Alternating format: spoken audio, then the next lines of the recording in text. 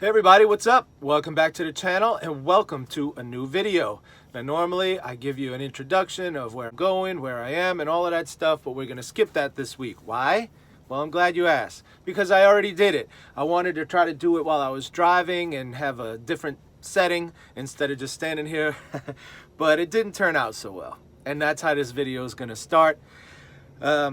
So we get a trucker rant right from the beginning. So, I don't know, there's nothing left to do. Let's get started. Hey everybody, what's up? Welcome back to the channel and welcome to a new video. Now, when last we met, I was in Denver. That's in Colorado. But right now, I just left Boise, Idaho. Look at this guy, man. Now that we're going downhill, I wish you could see what's happening on side of me. You see how the sun just got blocked out? That's an 18-wheeler. I'm trying to pass him up on the left, but we start going downhill. Now he wants to race. So he's hanging me out to dry in the left hand.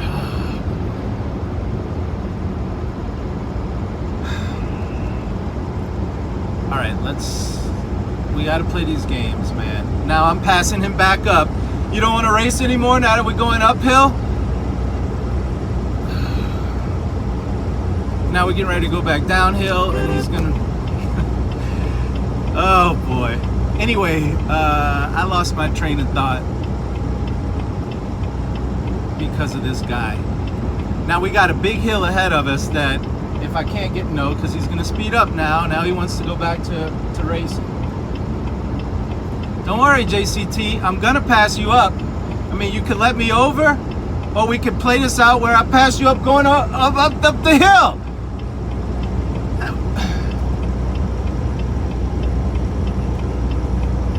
Oh, now you're gonna slow down because we're going up it? Now you don't want to race anymore, right? Okay, so now we're not gonna race. And now, compose yourself. Last we met, I was in Denver, blah, blah, blah, Idaho. I'm on my way to Tacoma, Washington, at, near, or around Puget Sound, which I've never been to, but it sounds like it's got something to do with water. All right, I'm coming over, JCT. JCT stands for John Christner Trucking. And I never park next to those guys because they have the loudest reefers, that's a refrigerator trailer, on the planet. They're so loud, they use Carrier instead of Thermo King. It's a manufacturer. I feel like I should do this whole intro. You've already gotten a trucker rant. I don't know. Look, forget about it. We're gonna start the video with where I stayed last night. It was a new truck stop for me called Garden of Eden Travelers Oasis in Eden, Idaho. And it wasn't really anything special except for one thing. There was one feature about this truck stop. Now I'm smiling. All I have to do is think about this feature in this truck stop and I can forget about JCT. And it's right up my alley. I think y'all aren't gonna like it. I liked it. So, you know what? Let's get started. All right, this is where I stayed last night, Travelers Oasis Truck Plaza. Let me read one or two reviews for y'all real quick. Melissa Hernandez said, "We love stopping here every time we're traveling through the area. Pretty cool store, lots to offer, and clean bathrooms. It has a pretty cool..." Don't read that. You're going to give away my surprise. "Oh my gosh, y'all, this really is a traveler's oasis. It had literally everything except for working showers." Let's look at some photos and you can see my little surprise that I have. I was surprised. See this tree? It's not the tree. It's what's behind the tree. You can't really tell.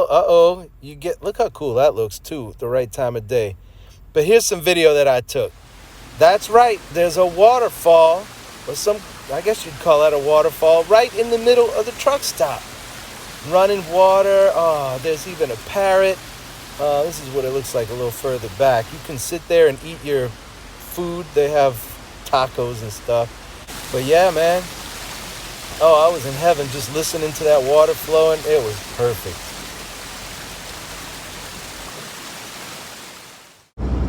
All right, let me give you all a little story time. And it's a little backstory about me and my history with JCT, or John Christner Trucking.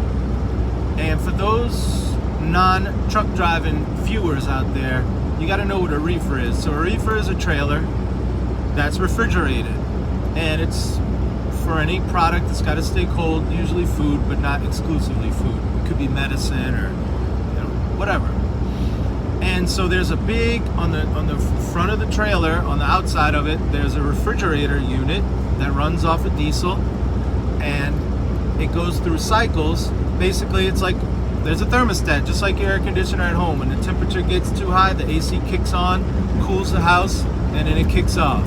Okay, so I was in Vidal Junction, California. It's a junction between Highway 95 and 62 in the middle of the desert. It's the middle of the desert. Well, there's a junction there with an ag station where they check agriculture, and Chevron. It's just a gas station, a convenience store. It's not a truck stop. But because it's a junction and there's at least one bathroom there at the truckers park there because it's wide open. It's just dirt, And so I'm all stopped. I'm ready to get tucked in. Here comes John Christner trucking. He parks right next to me, and his reefer would kick on every cycle. It would be a normal, loud for a carrier noise, and then at the end of the cycle, the RPMs would shoot up. I was like, what is good? And then it would start making this squealing noise, and then there's some other kind of. I thought the thing was going to explode. And it did that every cycle, like every, 10 minutes, 15 minutes. I was like, you got to be kidding me. It was so loud. I don't know how that guy slept. And I'm thinking, wait a second, your reefer does this every cycle. Why would you go park right next to somebody? We're in the middle of the desert. There's nothing but open space. And he's like, I got to park 6 inches from this guy's sleeper. Oh, I was so mad, so I had to move. I had to crank it up and, take my curtains down. Oh, man. So the next John Christner incident was in Needles, California. There's a Shell station there. It's not a truck stop, but there's truck parking in the back. Well, who backs in next to me? JCT, baby. And his reefer. So let me explain. There's something called a defrost cycle where, I guess the lines start to ice up every now and then. And so when it goes into defrost mode, it's just high RPMs. Well, this guy's reefer went into defrost mode like every cycle or every other cycle. It would go into defrost mode or defrost. I always stress the first syllable, defrost. Like when I say cement instead of cement. Because to me, I think the rule is in English or American English, if it's a word that acts as a noun and a verb, if it's a noun, you stress the first syllable. If it's a verb, you stress the second syllable. So for example, cement is a noun. You stress the first syllable. But if you use it as a verb, cement, he's going to cement his legacy. Cement, you stress the second syllable. Same, it's hard to think of examples. Progress and progress. Progress is a noun. We're making progress. Or if you want to use it as a verb, it's progress. Permit would be another one. If it's a noun, permit, he has to secure permits to build. Or if you use it as a verb, I'm going to permit you to build a building here. So anyway, now you know the rules. Anyway, this guy's reefer was so loud, it went into defrost mode every other side. I was like, what is it with JCT, man? And then I just had this run in with this guy, man, trying to race me downhill. And so anyway, there's your story time. It's kind of almost doubles as a trucker rant and an English lesson. Man, stay tuned to this channel. You never know what you're going to learn.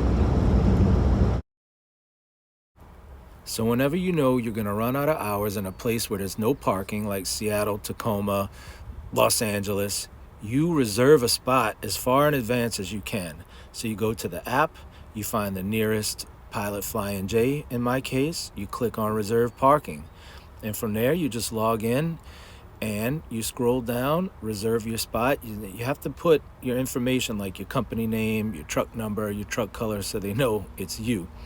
After that, you go to checkout, and here's the beauty. Because I have points, I don't have to pay any money out of pocket. I can use my points to pay for the parking spot, and I have the security of knowing I have a place to park. In one of my previous videos, I showed you a little bit of footage from an infamous downgrade in Oregon called Cabbage, but it was nighttime and you couldn't really see it. Well, I passed there the other day and I got this footage, so check this out.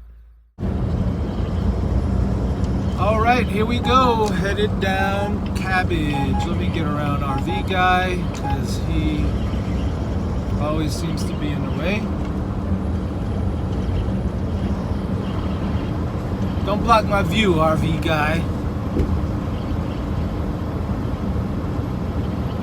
So I did another video where I showed Cabbage, only I was driving down it at nighttime, so you couldn't see anything. This is Cabbage during the daytime. There's 6 miles of a 6% downgrade. Now, I'm lucky because for all practical intents and purposes, I'm empty. I'm not, but this load only weighs like 1,300 pounds. So basically I'm empty. If you could put it in the back of a pickup truck, you know, you're empty. So I can just use, like right now, I'm going down a 6% grade with no service brakes, Jake brake only, and it's slowing me down. But yeah, look how cool, man. Or whatever. Runaway truck ramp. I hope I never have to use one of those. I gotta slow down because this guy, I'm gonna pass this dude up, but I got somebody on side of me. It's funny how fast people want to drive, and then when they get next to an 18-wheeler, they back off and they're like, let me just drive right on side of him for a while. See if I can... Let it go, Jay. Today is one of those days, man. All right, I gotta say it. What is the fascination with four-wheelers and driving right on the bumper of an 18-wheeler? I'm in the right lane, they're in the left-hand lane. They're right, and they'll come up right fast, and they'll get right to your bumper, and they're just like, this is where I need to be. They're not behind me, they're in the next lane, and they just stay there and stay there. Or they'll get right on side of you and slow down and then just stay right on side of you. What is this fascination? I don't understand. Now if I have to get over in a pinch, if there's an emergency, now you're on side of me. What do you want me to push you over the side of Cabbage? Oh man, it's just, I don't get it. I really don't. If I'm in my own feet, not in this truck, but in my pickup truck, and I'm around an 18-wheeler, I either want to be in front of him, way up there, or behind him. I definitely don't want to be 1 foot away from his bumper and just stuck on him like a magnet.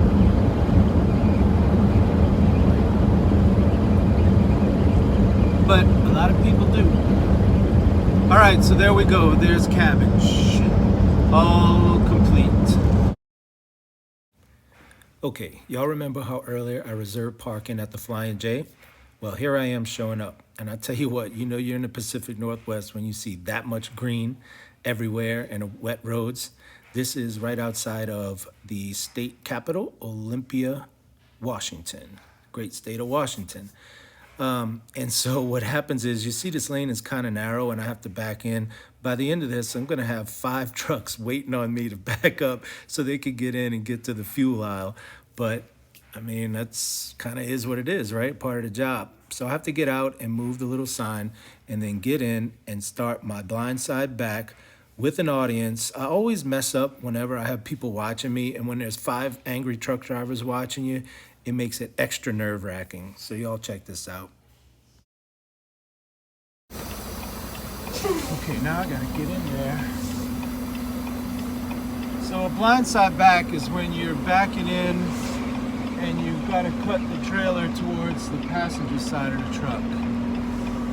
And you can't see anything, that's why they call it a blind side. If I kind of crawl up on the scale here, you see the scales in front of me? All right, boom, my trailer's pointing the way I need it to be. Yeah, dude, you're just gonna have to wait. I passed him up on the interstate too. He's like, why'd I let that guy pass me? Well, it's because you're slow, homeboy. Okay, here we go.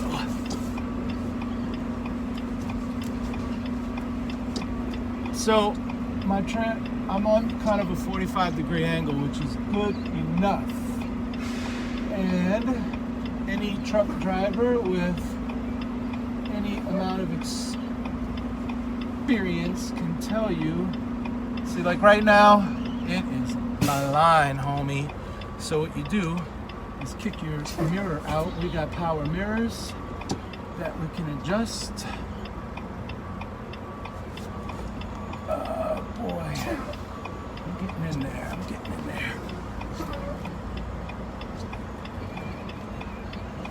All right, let me get out and check.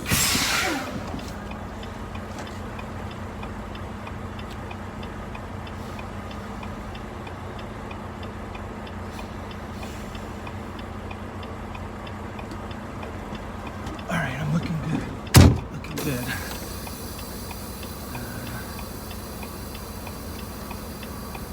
Reverse.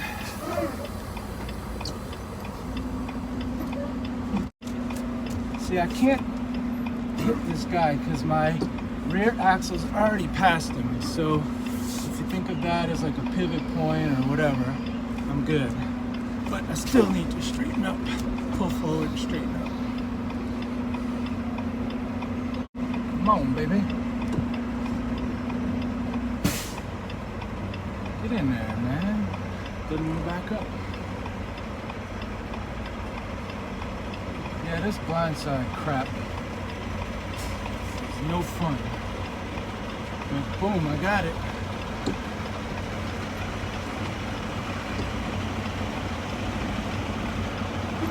Look at the traffic jam I caused. Perfect. Man, I am looking good. Look at the traffic jam I caused.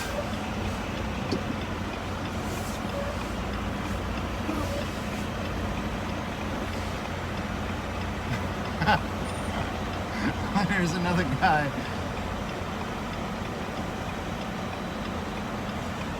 So I'll probably pull up just to kind of reposition.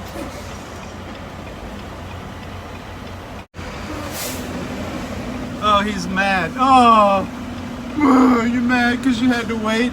Look, they don't have... Whatever. All right, now that I'm backed in, I just have to walk into the store and let them know I'm here, give them my information. They'll give me a little piece of paper to stick on the windshield so that they know that I paid. And that's it. I'm good for the night. Okay, so here's a little shot of me driving through downtown Portland, Oregon. It's one of my favorite cities to drive through. The combination of the concrete, the sweeping bridges, the river, the modern architecture, the trees and greenery, the other bridge, the whatever that is right above me, it's really cool to drive through. I like it. Now, I've never driven on the surface roads in Portland, only on the interstates, on I-5 and I-84, but they're both really cool to drive through when you're going through Portland. And if you look up ahead, you see that thing that's crossing over? I don't know. It's like a monorail type of thing. It's probably not called a monorail. I don't know what that is. But we used to have one of those in New Orleans. In 1984, the World's Fair came to New Orleans, and they built one of those to bring people back and forth across the Mississippi River. Well, the World's Fair abruptly shut down, and they left that thing up abandoned for probably 10 or 15 years. But I wish they'd have found a way to keep it in service because it's really a practical way of getting people back and forth across the river. Anyway, who cares? It's gone now. And I can't wait. I don't know if you remember one of the other episodes, Todd from the intervention episode that I did. When he hears me saying anything positive about Portland, oh, I can't wait to hear the rant. I wish I could record it and put it on the channel. It's going to be another intervention for Todd, the Portland intervention. Like, Todd, it's okay. It's just another city. All right, that's it for this video today. I'm going to keep it somewhat short and sweet. No music lessons today, so you don't have to worry about that. No more dinky keyboard. I think I've got a little lanyard for y'all. It's this old paper factory right along this river. I think it's called the Willamette. I know I'm mispronouncing that, but it's spelled Willamette River in Oregon. And there's a little waterfall, and I got lucky enough to shoot some footage of it because they had traffic stopped because a tree had fallen in the road. They were cutting the tree down, but they had to get it out. Anyway, it's another one where I could have fallen to my death. There's like a 150-foot straight drop down, and I can't believe they let people walk up that. Well, actually, I jumped the guardrail. Okay, so they don't let people walk up. I jumped the guardrail. But anyway, I think you'll like my lanyard footage. I know I did. So that's it. Hope you join me on the next one. I hope you enjoyed this one, and thank you for watching. And until then, this is Jason signing out. Check this out. Come on. You know, this is heaven for me. There's this sort of horseshoe-shaped waterfall here, and in the back is that paper plant. And believe me, this video does not do it justice of what it looks like and sounds like in real life. Now, I was standing on the step of the truck, but of course I got a little boulder and hopped the guardrail, and I had to go up to the edge and look down, face my fears. But man, look at that, straight down. Man, but yeah, it's just so cool seeing that. I wish I could go tour that place. Unfortunately, the video doesn't do it justice.